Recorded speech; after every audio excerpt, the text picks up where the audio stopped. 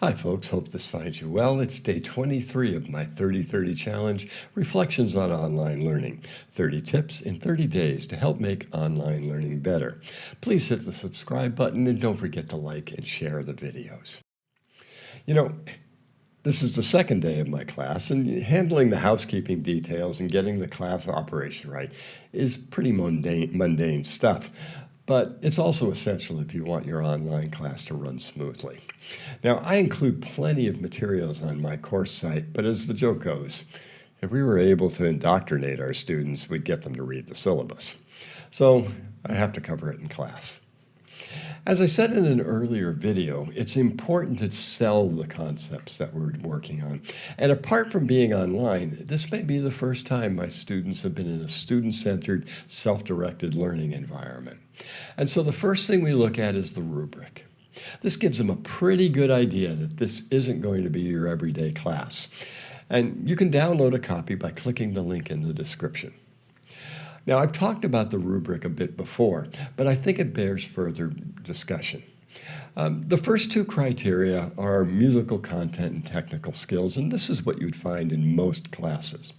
But the two less common categories are the learning process and then reflection and peer review. I spend a lot of time focusing on the learning process category. This is where I explain the goals of the class and how it goes beyond the content. It's a lot more than just class participation, too.